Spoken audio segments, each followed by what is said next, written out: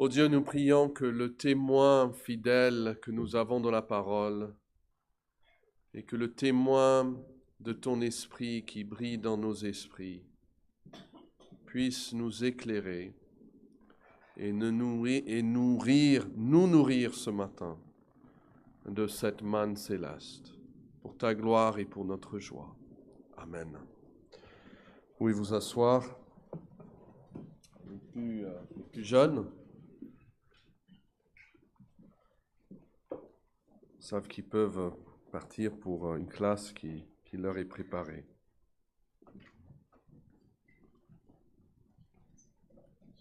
Aujourd'hui, pour notre journée de reconnaissance,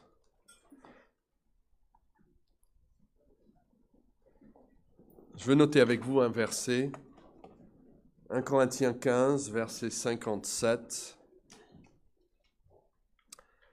1 Corinthiens chapitre 15, verset 57, qui dit ceci: « Mais grâce soit rendue à Dieu. » D'autres traductions disent « Loué soit Dieu » ou même « Remercions Dieu »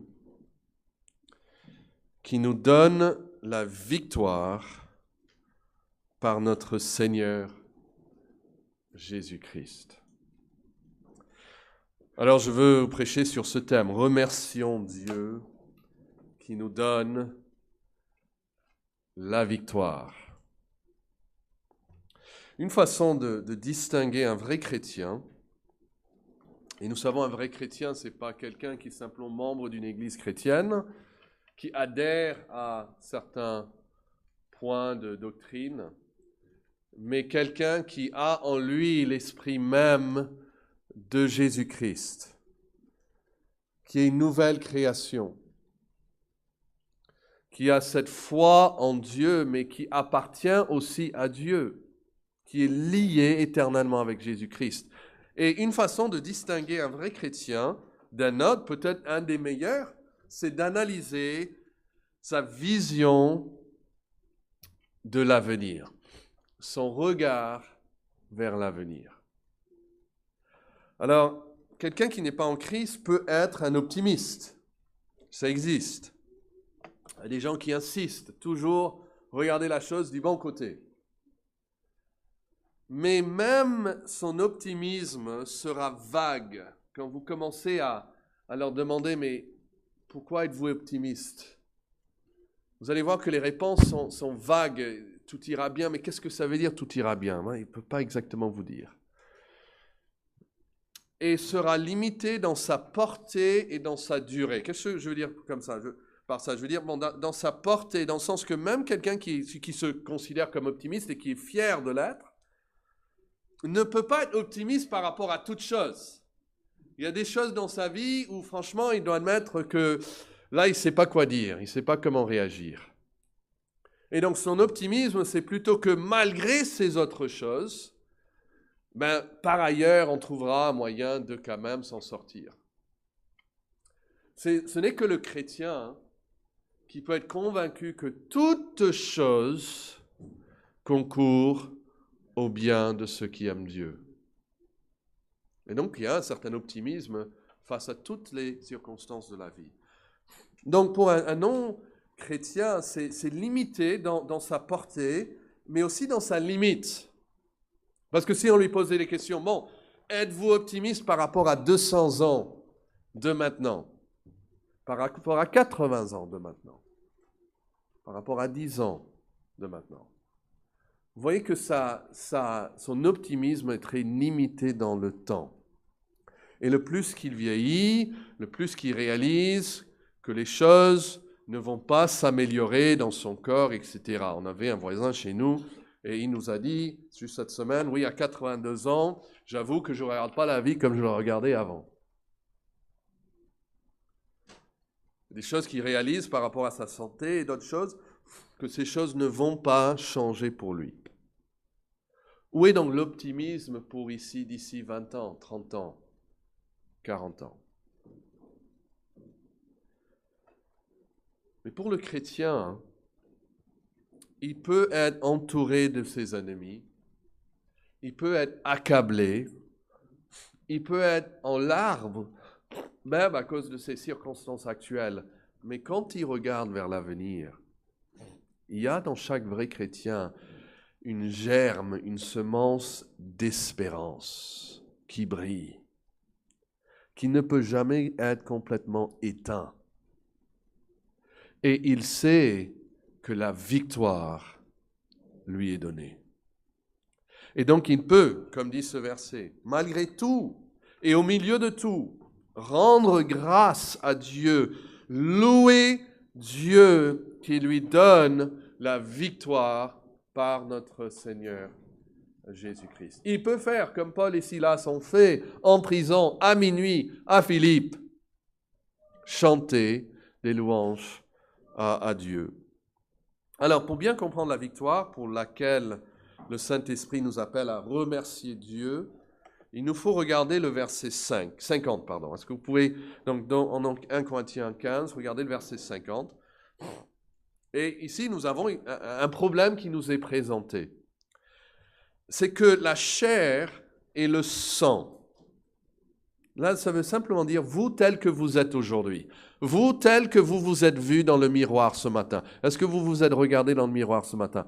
Vous avez vu vous-même, hein, votre corps. C'est du chair et on espère que le sang est resté à l'intérieur, mais c'est du chair et du sang. Et le problème, c'est que vous tel que vous êtes, dans votre corps tel qu'il est, la chair et le sang ne peuvent hériter le royaume de Dieu. Pourquoi? La deuxième phrase de ce verset nous l'explique encore plus. C'est parce que la corruption n'hérite pas l'incorruptibilité. On ne peut pas aller au ciel dans un corps corrompu, avec des esprits touchés, affectés, tordus par le péché. On ne peut pas aller tel que nous sommes. Peut-être quand vous étiez jeune, vous êtes habillé d'une certaine manière pour partir à une fête ou à l'école ou à l'église et puis les parents disent « vous n'allez pas partir comme ça, c'est pas comme ça qu'on sort de la maison ». Mais là, Dieu dit en somme qu'on n'entre pas dans sa maison tel que nous sommes. Selon une boîte de recherche, les Français consomment plus de 189 millions de tubes ou flacons de dentifrice chaque année, soit près de 6 tubes de dentifrice chaque seconde. L'entreprise Bic déclare vendre 11 millions de rasoirs jetables chaque jour. Et puis ici, on veut parler des odeurs corporelles. Chaque seconde, 111 personnes achètent un déodorant. C'est un chiffre qui pourrait augmenter parfois, je me demande. Dans le monde, 27 tubes de rouge à lèvres sont achetés chaque seconde. Mais voici la nouvelle que j'ai pour vous. Tous les déodorants, tous les rouges à lèvres, toute la dentifrice du monde ne suffiront pas pour vous donner accès au ciel. Voici le problème. C'est que notre chair et sang ne peuvent pas hériter le royaume de Dieu, que la corruption n'hérite pas l'incorruptibilité. Nos corps corruptibles ne peuvent pas habiter dans un lieu incorruptible. Et donc, regardez le verset 53. Il faut que ce corps corruptible soit transformé, qu'il revête quoi? L'incorruptibilité. Et il faut que ce corps mortel revête l'immortalité. Alors là, je vous promets que même à L'Oréal, ils n'ont pas un produit pour ça. Vous n'avez pas acheté un produit qui vous donne, on dit, ça enlève les rides, ça vous redonne la jeunesse. Ne gaspillez pas votre argent. Ça ne va pas vous donner l'incorruptibilité ni l'immortalité. Mais Dieu nous donne la victoire. Dieu nous donne une victoire totale et éternelle. La solution se voit dans un changement radical par rapport à trois choses différentes dans ce texte. D'abord, il y a un changement victorieux qui se produit dans nos corps, à nous-mêmes. Et puis deuxièmement, ou ça, c'est grâce à une victoire complète sur la mort. Et puis ça, c'est grâce à une victoire sur le péché. Donc il y a trois choses ici. On pouvait les empiler l'un sur l'autre. Il va nous changer. Ou peut-être on devrait renverser l'image, parce qu'en dessous, il y a le problème de la mort, donc il doit résoudre le problème de la mort. Et pour résoudre le problème de la mort, il doit résoudre le problème du péché. Et c'est ça qui nous est présenté dans ce texte. Donc d'abord, la première chose, c'est que nous sommes changés. Nous serons changés. Regardez le verset 51. Voici, je vous dis un mystère.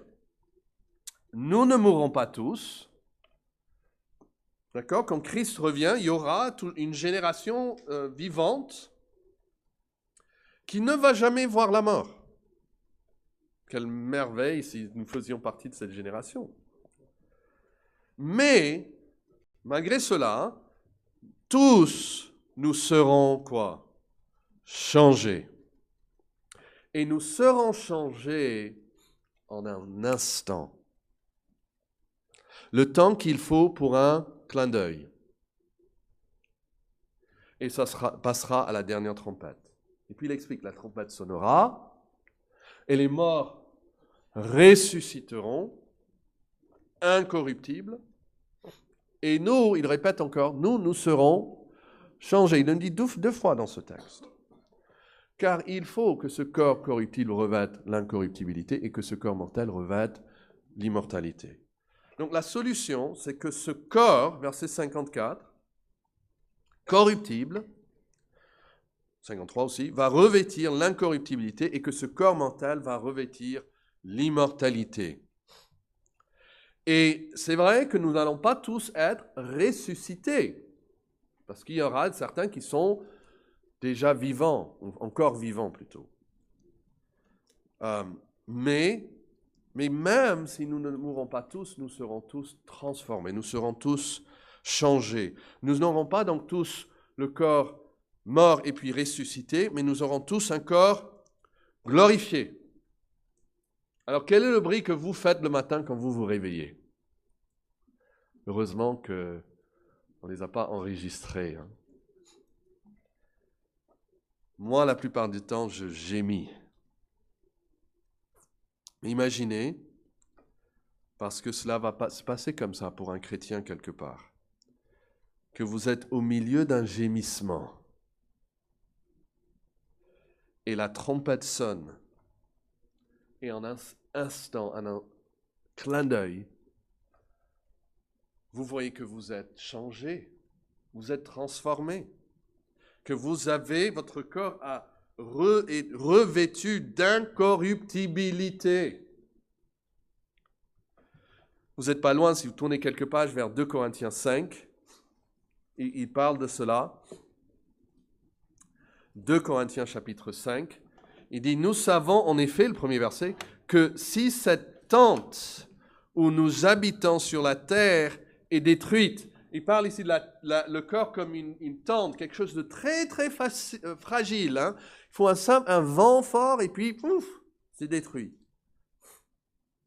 Eh bien, même quand cela se passe, nous avons dans le ciel un édifice. Vous voyez le contraste, une tente ici, mais au ciel un édifice, qui est l'ouvrage de Dieu, une demeure éternelle qui n'a pas été faite de main d'homme. Aussi nous, vous voyez, j'ai le droit de gémir le matin, hein? Nous gémissons dans cette tente, désirant revêtir notre domicile céleste. Si du moins nous sommes trouvés vêtus et non pas nus, c'est-à-dire nous ne voulons pas être moins que notre corps céleste. Il y a des religions qui expriment que la chose la plus merveilleuse, c'est en fait d'être libéré de son corps et d'être comme un esprit qui flotte. Paul dit non, on ne cherche pas ça. On ne cherche pas à être désincarné son corps. On ne cherche pas des expériences hors du corps. Pas ce que cherche le croyant. On cherche plutôt un corps meilleur. Verset 4. Car tandis que nous sommes dans cette tente, nous gémissons accablés parce que nous voulons non pas nous dépouiller, mais nous revêtir, afin que ce qui est mortel soit quoi? Englouti par la vie. Voilà, on peut revenir à notre texte, mais vous voyez, ça c'est la solution. C'est que ce qui est mortel sera englouti par la vie. Et ça c'est la preuve que vous n'avez pas été créé pour vieillir, parce qu'il dit, le verset juste après, hein, et celui qui nous a formés pour cela, c'est Dieu qui nous a aussi donné les arts de l'esprit. Donc, nous serons changés. C'est une raison de donner gloire et louange à Dieu aujourd'hui. Mais la deuxième chose, c'est que la mort elle-même sera engloutie. Parce que Jésus, pendant qu'il était sur terre, a ressuscité plusieurs personnes, 3 ou 4 personnes. Mais où sont ces personnes aujourd'hui? Lazare a dû mourir 2 fois. Je ne sais pas pour vous, mais moi, ça ne m'intéresse pas. Et donc, même si on est ressuscité, la mort est toujours là. Il faut que la mort elle-même soit engloutie. Regardez le verset 54. Lorsque ce corps corruptible aura revêtu l'incorruptibilité et que ce corps mortel aura revêtu l'immortalité, alors s'accomplira la parole qui est écrite, la mort a été engloutie dans la victoire. Et puis ce chant de victoire. Ô mort, où est ta victoire? Ô mort, où est ton aiguillon? Où est la victoire de la mort? Elle est pas là, elle est disparue parce qu'elle a été engloutie dans la victoire.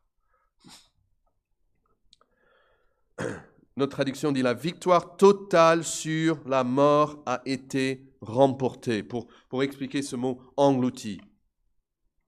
Où la mort est supprimée. La victoire est complète. Ou encore, on lit, une victoire totale a fait disparaître la mort. C'est un mot très fort. Hein? La mort est engloutie et disparaît. On ne peut plus la trouver. Et Paul parle ici de la destruction finale de la mort, le coup final, si vous voulez, le chaos dans un match de boxe, le coup de grâce. On peut l'appeler la mort de la mort. C'est la mort qui meurt. Hébreux chapitre 2, regardez ce texte. Il dit ainsi donc, puisque les enfants participent au sang et à la chair, il, c'est Jésus-Christ, a également participé lui-même afin que par la mort, c'est-à-dire par sa mort, il rend impuissant celui qui avait la puissance de la mort, c'est-à-dire le diable, et ainsi il délivre tous ceux qui par crainte de la mort étaient toute leur vie retenus dans la servitude. Il délivre ces personnes de la mort. Apocalypse chapitre 20, verset 14. Puis la mort et le séjour des morts furent jetés dans les temps de feu. Ça, c'est l'engloutissement de la mort. La mort est jetée. Apocalypse 21, verset 4. Il essuiera toute larme de leurs yeux, et la mort ne sera plus. Ne sera pas là. Il n'y aura plus ni deuil, ni cri, ni douleur, c'est-à-dire tous les effets de la mort. Hein, ces premières choses ont disparu. La mort a disparu. Vous voyez, aussi longtemps que les chrétiens sont en train de mourir, la mort n'est pas complètement maîtrisée. On ressent ses effets toujours dans nos vies. Mais un jour, cela va se passer. C'est ça la vision, la vue, la perspective du croyant. Il sait que cela arrivera et ce sera comme si un jour, comme si la mort a simplement été engloutie, comme si elle a disparu. Et elle n'est plus. Et nous allons vivre dans le présent sans la présence de la mort. C'est incroyable. C'est beau et c'est vrai. Et un commentateur qui s'appelle Lansky a écrit cela. Je pense que c'est très utile pour nous aider à comprendre. Il dit, ce n'est pas que la mort est tout simplement détruite, en sorte qu'elle ne puisse plus faire du mal, même si tous les dégâts qu'elle a causés pour les enfants de Dieu demeurent. La tornade n'est pas simplement arrêtée de sorte qu'aucune autre maison ne sera détruite, tandis que celles qui ont été anéanties restent encore en ruine. Ce n'est pas de ça qu'il parle. Vous savez, il y a l'histoire de l'ange de la mort qui vient et qui tue des milliers de personnes en Israël. Et puis ça arrive à un moment près de Jérusalem. Et David va et il offre des sacrifices à l'Éternel. Et Dieu dit à l'ange de la mort de s'arrêter. Il n'y aura plus de mort. Mais ceux qui sont morts déjà restent morts. Mais ici, c'est autre chose.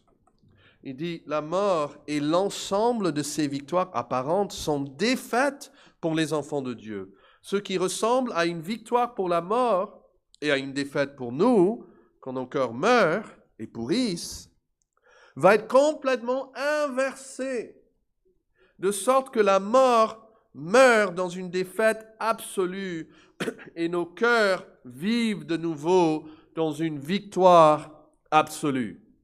Comme s'il peut prendre l'heure et la faire aller en arrière, mais mieux que cela, parce qu'il va nous glorifier, il va nous transformer. Et tous les effets que la mort a eus sur nous seront engloutis et anéantis. Donc le péché provoque tant de douleur et de peine.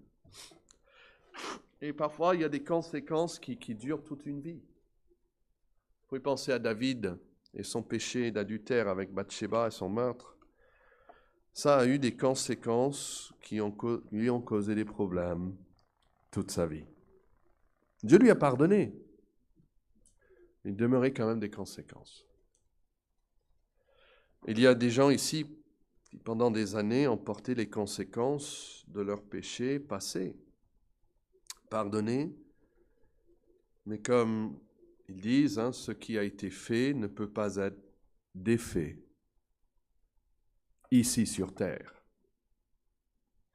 Mais le message de la résurrection, c'est que ce qui a été fait peut être défait.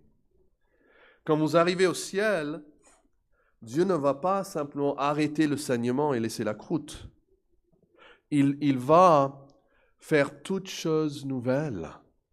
Il va essuyer les larmes de nos yeux. La mort est la conséquence directe et ultime du péché. Ça, c'est, parce que le salaire du péché, c'est la mort. Pourtant, la mort elle-même sera avalée complètement, engloutie. Et si la conséquence la plus grande et la plus directe du péché, qui est la mort, est engloutie, alors toutes les autres conséquences du péché seront aussi englouties. Vous voyez, si la conséquence la plus grave est enlevée, qui est la mort, ça veut dire que toutes les autres conséquences du péché vont aussi être inversées, enlevées, anéanties.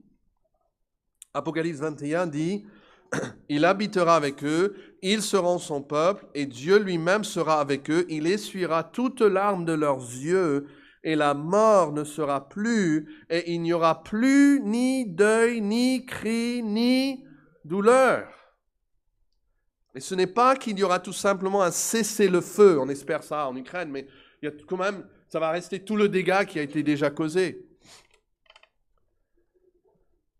Non, même le passé sera pris en charge. Votre passé, vous avez même honte parfois dans votre tête d'y penser à certaines choses.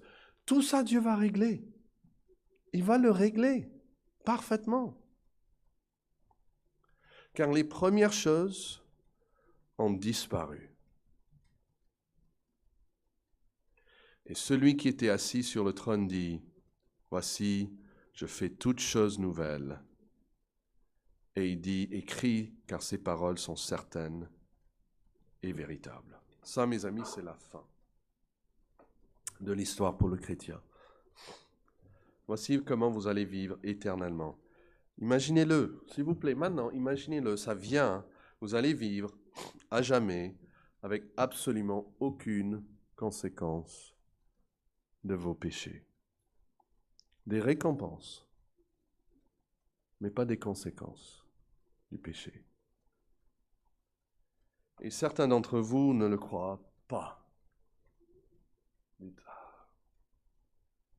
Et je pense que c'est pourquoi Dieu, juste à la fin de nos Écritures, on est en Apocalypse 21 ici, juste après nous avoir donné sa parole, qu'il fait toutes choses nouvelles, hein, et qui a besoin de plus que la parole de Dieu? S'il le dit, ça suffit, non? Mais après, il dit ceci. Il dit à Jean, écris. Il faut ajouter une phrase maintenant. Écris que ces paroles sont certaines et véritables. Pourquoi Dieu doit-il nous rappeler que ces paroles sont certaines et véritables? Nous savons qu'elles sont plus précieuses que l'or, que beaucoup d'or fin. Peut-être c'est parce que je viens de dire, imaginez-vous en train de vivre à jamais sans aucune conséquence de votre péché, et nous avons tendance à le douter, que toutes choses seront vraiment nouvelles. Et c'est afin de nous encourager à le croire qu'il nous rappelle, écoutez, tout ce que je dis est certain et véritable. Vous pouvez compter sur mes paroles. Quelle grâce! Ce larron sur la croix, il vit dans une joie parfaite auprès du Seigneur. Il vit en communion avec Abraham, Isaac et David, malgré son péché, est complètement purifié. Il partage la gloire du Seigneur Jésus-Christ. Et nous aussi, nous ferons de même. Et donc lorsque ce corps, verset 54 de notre texte, corruptible, aura revêtu l'incorruptibilité, et que ce corps mortel aura revêtu l'immortalité, alors s'accomplira la parole qui est écrite. Il parle ici d'une parole en Ésaïe 25. La mort a été engloutie dans la victoire. Ça, c'est à venir. Vous voyez ça? Il dit, lorsque ce corps, alors s'accomplira. Nous sommes dans l'avenir. On est d'accord là-dessus? Mais remarquez maintenant qu'il passe au présent. Et vous pouvez même le marquer dans ces références au temps. Je crois que ça peut nous aider. Hein. Alors s'accomplira, futur. Mais verset 55, il dit quoi? Ô mort, où est ta victoire? Ô mort, où est ton aiguillon? L'aiguillon de la mort, c'est le péché, et la puissance du péché, c'est la loi. Mais grâce soit rendue à Dieu qui nous donne la victoire par notre Seigneur Jésus-Christ. Et ce mot « donne » est dans le présent. Il ne dit pas que Dieu nous donnera la victoire. Notez bien qu'il dit qu'il nous donne maintenant, aujourd'hui, la victoire. Est-ce que nous l'avons vraiment saisi? Vous l'avez entre vos mains. Vous avez la victoire. Il vous la donne. Et quelqu'un dit, bon, je pensais que la mort étant engloutie dans la victoire, c'était encore à venir. Et c'est vrai, il le dit, lorsque. Mais la victoire est désormais en train d'être accordée. Déjà en train de vous être accordée. C'est pas comme si on est dans la guerre et on se demande qui va gagner. C'est lorsque vers la fin de la guerre, les gens en Europe, ils sortaient leur radio et chaque jour, ils entendaient l'avance de l'armée des Alliés. Chaque jour, ils avançaient plus près d'eux et ils attendaient avec impatience. Mais même pour eux, il y avait le doute que peut-être ils allaient mourir avant de voir la victoire. Mais nous avons la garantie que nous allons partager cette victoire. On dit que la solution se voit dans un changement radical. Vous vous rappelez, par rapport à 3 choses différentes. D'abord, nous serons changés. Et puis, deuxièmement, c'est quoi? La mort. La mort, elle sera engloutie. Ça, on l'attend encore. Mais quand il parle du péché, qui est vraiment la cause de tout cela, ce que la Bible dit, c'est comme par un seul homme que le péché est entré dans le monde, et par le péché, la mort, et qu'ainsi la mort a régné sur tous les hommes. Le péché, nous voyons, est vaincu. Regardez le verset 55, il dit, « Ô mort, où est ta victoire? Ô mort, où est ton aiguillon? » Et puis 56, « L'aiguillon de la mort, c'est quoi? C'est le péché. Et la puissance du péché, c'est la loi. Mais grâce soit rendue à Dieu qui nous donne la victoire par notre Seigneur Jésus-Christ. » La victoire sur quoi? Le péché et la loi. Ces 2 choses vont ensemble. Le péché et la loi travaillent ensemble pour notre condamnation. Quand Paul crie triomphalement à la mort, ce n'est pas simplement pour nous donner un bon sentiment dans le tréfonds de notre cœur. À hiver, il fait froid, il pleut, et là j'ai besoin d'un boost émotionnel. Il parle de la réalité de ces choses. Que la mort a vraiment, dans son état actuel, en ce qui concerne le chrétien, perdu son aiguillon. Et donc il parle de la mort comme une réalité présente, un fait que nous devons tous reconnaître, mais il se moque d'elle en même temps. Il dit, « Oh mort, tu es là, je vois, tu es là, mais où est ta victoire? Oh mort, dis-moi, où est ton aiguillon? » Il se moque de la mort. C'est comme si on s'attaquait à un géant. On lui disait, « Ah, je sais que tu es édenté, que tes mains sont faibles, que tu peux rien faire. J'ai pas peur de toi. » Malgré le fait que le géant est là, juste devant nous. Et là, il regarde la mort en face. Et il dit, quel est l'aiguillon de la mort? Regardez le verset 56. L'aiguillon de la mort, c'est quoi? Voilà. C'est le péché. Aiguillon a 2 sens dans la Bible et même dans la langue française. Aiguillon peut être un bâton pointu ou armé d'une pointe métallique qui sert à piquer les bêtes de trait pour les faire avancer, surtout les vaches. Rappelez, Jésus dit à Saul, en Acte 26, il dit « Nous tombons tous par terre et j'entendis une voix qui me disait en langue hébraïque, « Saul, Saul, pourquoi me persécutes-tu? Il serait dur de regimber contre les aiguillons. » C'est le même mot grec qu'ici. Dieu est en train de pousser et en fait il dit « Ça ne sert à rien de résister. » Mais l'autre sens d'un aiguillon, c'est l'appendice piquant dont sont munis certains insectes. Je pensais vous montrer des photos, mais je dis bon, je ne vais pas vous tourmenter par des images. On dit un dard, D-A-R-D, et ça existe dans des poissons, dans des insectes, pour leur défense. Donc on parle de l'aiguillon du scorpion. Et c'est utilisé comme ça aussi dans la Bible. En Apocalypse 9, verset 10, parle de ces créatures et elles avaient des queues armées de dards, et c'est ce même mot, comme les scorpions. Et c'est dans leur queue qu'était le pouvoir de faire du mal aux hommes pendant 5 mois.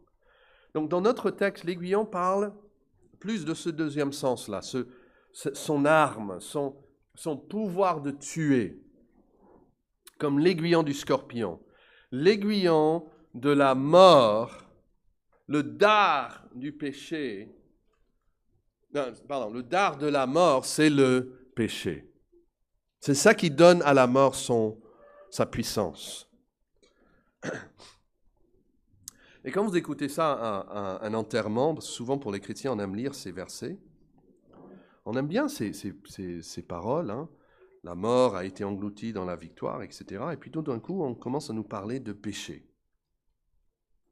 Et là, ça sonne presque comme une note discordante. Mais pourquoi le péché ici? Pourquoi parler du péché devant un cercueil, devant la mort? Mais dites-moi, à quoi bon de crier victoire si on ne sait pas sur quoi est la victoire?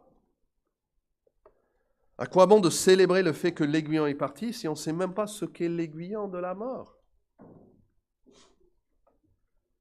Ne serait-ce pas un peu comme un médecin qui célébrait le fait qu'il avait trouvé un remède pour une maladie? Le seul problème, c'est quand vous lui demandez quelle est la maladie, il vous repousse en disant « Bon, ce n'est pas la question pertinente, ce n'est pas la maladie qui est importante, c'est le remède. » Et donc on lit dans les unes des journaux un remède trouvé pour une maladie inconnue. Pensez que ça nous donnerait de la joie? On ne sait pas à quoi ça sert, mais c'est merveilleux d'avoir trouvé un remède. Ce serait une bêtise. Les gens ne vont pas s'intéresser à un remède, à l'aiguillon de la mort, à moins qu'ils sachent ce qu'est l'aiguillon. Et donc le verset 56 est d'une importance vitale, car il identifie la racine de ce problème de la mort. La mort physique n'est pas en elle-même le problème. Sinon, Paul n'aurait pas nargué la mort comme il le fait ici. Ce n'est pas la mort physique qui est le problème, parce que Paul dit même, être absent du corps, c'est être présent avec le Seigneur. Mourir m'est un gain, il dit.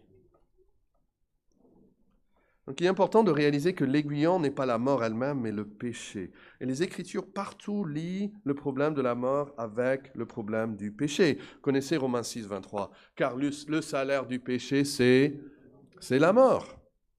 Ou Jacques 1, 15. Puis la convoitise, lorsqu'elle a conçu, enfante le péché. Et le péché étant consommé, il nous amène toujours et produit toujours la mort. Donc le plus grand problème aujourd'hui, dans notre monde, dans la France, n'est pas le problème de la mort, aussi tragique qu'il soit. On a vu la crainte de la mort, n'est-ce pas, quand il y a eu le Covid? Oh, des morts, et c'était la pire des choses, le problème le plus grave, c'est la mort. Mais le problème le plus grave n'est pas la mort. Ce n'est pas le problème de la mort, mais le problème du péché. Et tandis que nous dispensons, nos gouvernements et même nous, en tant qu'individus, des millions d'euros chaque année sur le problème de la mort, sur la souffrance et la mort physique, si peu semblent préoccupés par le problème du péché. Alors si je dis, j'ai trouvé le remède pour le cancer, j'aurai tous les journaux du monde à ma porte. S'ils étaient convaincus que c'était vrai.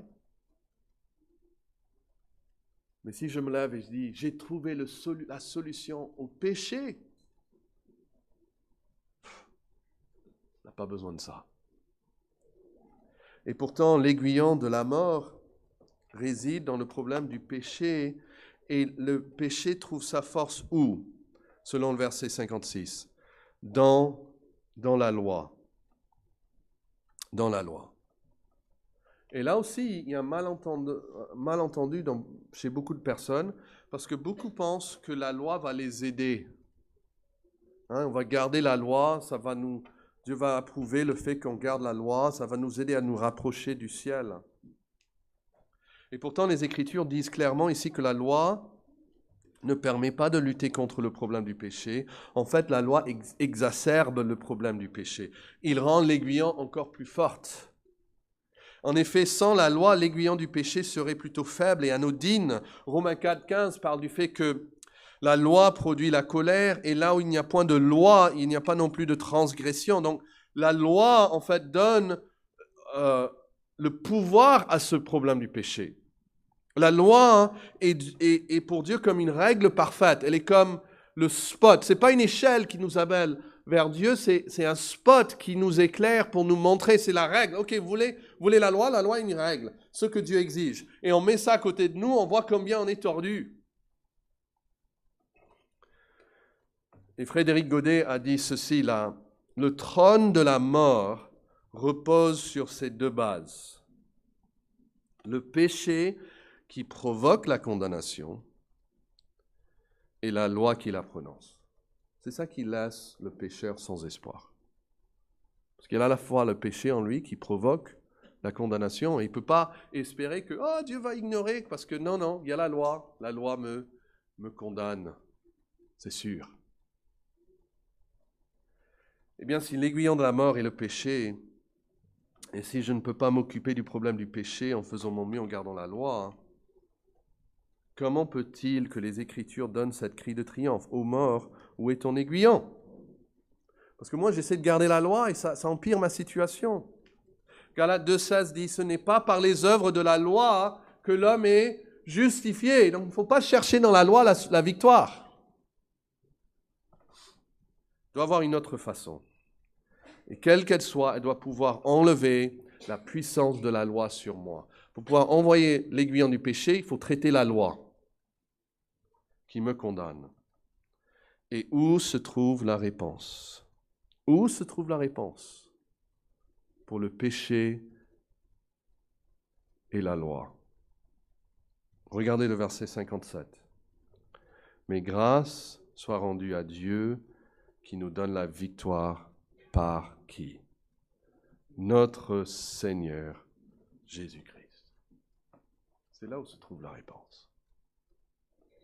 En lui seul. Et donc Dieu nous donne la victoire par notre Seigneur Jésus-Christ. C'est très simplement dit, hein? Mais suivez encore, travaillez avec moi un peu pour suivre le fil de la pensée ici. Si l'aiguillon du péché, si le dard du péché, de la mort, pardon, c'est le péché, alors si le problème du péché est résolu, il n'y a plus d'aiguillon dans la mort pour moi. La mort peut venir, mais la mort pour moi est différente que la mort pour un autre. Parce que quand la mort vient chez moi, elle n'a plus d'aiguillon. Elle n'a plus de dard. Donc je peux passer même par la vallée de l'ombre de la mort. Je peux être affecté par la mort. Je peux avoir mon corps même qui arrête de respirer et qui est après enterré. Mais sachez-le, j'ai déjà la victoire sur la mort. Pourquoi? Parce que quand elle vient chez moi, elle n'a pas d'aiguillon. Elle est sans dard. Et la seule personne qui peut donner la victoire sur le péché, c'est le Seigneur Jésus-Christ. Et pour faire face au problème du péché, il a dû également faire face au problème de la loi. Et c'est pour ça que Jésus est venu sur la terre et qu'il a parfaitement accompli la loi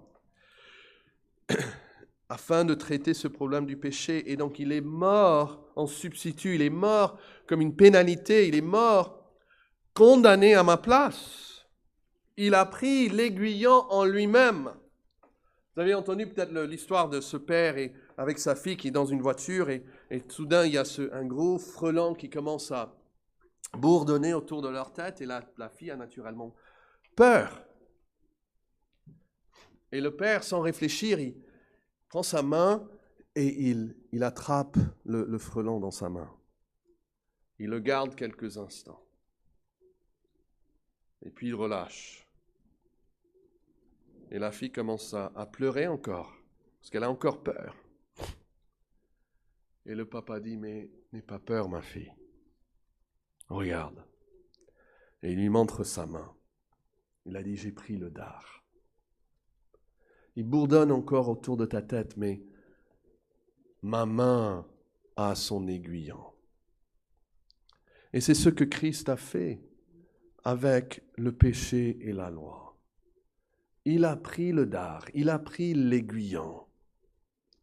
Et il a dit, regardez mes mains et mes pieds. J'ai pris l'aiguillon de la mort. Et le chrétien, il peut aller jusqu'au trépas, il peut aller jusqu'à la mort avec cette certitude de victoire. Parce que ce n'est pas comme si la victoire lui attend. Il a aujourd'hui déjà la victoire sur la mort. Et il peut crier sur son lit d'hôpital, « Ô mort, où est ta victoire? J'ai la victoire par Jésus-Christ. » L'aiguillon de la mort, c'est le péché, disent les Écritures. Et pourtant, Jésus-Christ, notre Sauveur, a porté nos péchés en son corps sur le bois. Il a pris l'aiguillon de la mort. La mort peut donc bourdonner autour de nous, mais le chrétien n'a pas peur, il n'y a plus d'aiguillon. Il ne va jamais ressentir l'aiguillon de la mort. Grâce soit rendue à Dieu, qui nous donne la victoire par notre Seigneur Jésus-Christ. La mort est maintenant anodine pour nous. Mais vous savez, c'est tout autre chose pour celui qui n'a pas Christ. Parce que quand la mort vient, le péché est là. Et le péché ne fait que séparer l'homme plus loin de Dieu.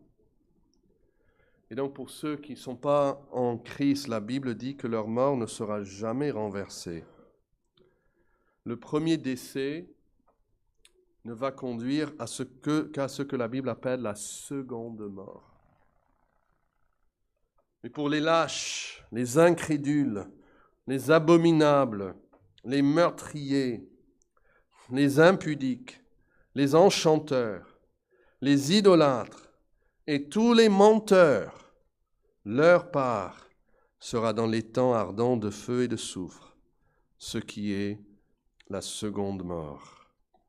Mais le contraste, heureux et saints, ceux qui ont part à la première résurrection.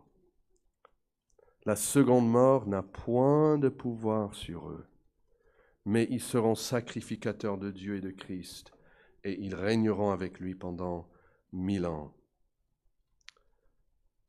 Vous voyez, c'est soit la résurrection, soit la seconde mort.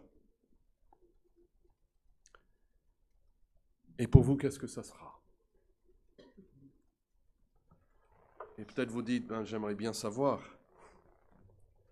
Bien, savez-vous qu'à l'heure actuelle, maintenant, vous pouvez être en train de recevoir, et je dis ça afin de souligner son importance et sa certitude, vous pouvez être en train de recevoir la victoire sur la mort. Vous n'avez pas besoin d'attendre.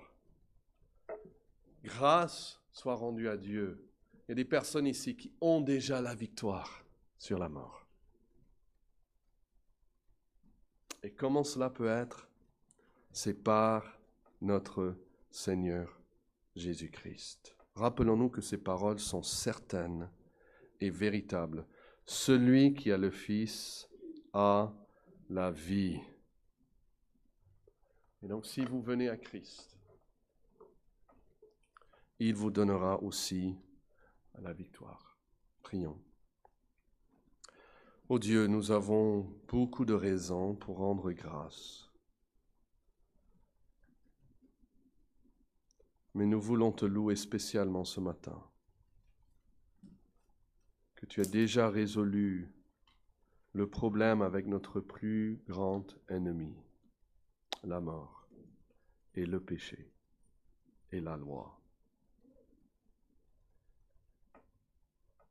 Nous te louons pour Jésus-Christ, qui est un grand sauveur et qui peut sauver parfaitement ceux qui s'approchent de Dieu par lui.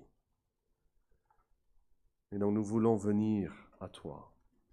Et nous prions pour ceux qui sont encore dans le péché, qui n'ont que des menaces de la mort devant eux, qu'ils fuient aujourd'hui vers Christ et qui trouvent en lui le salut éternel.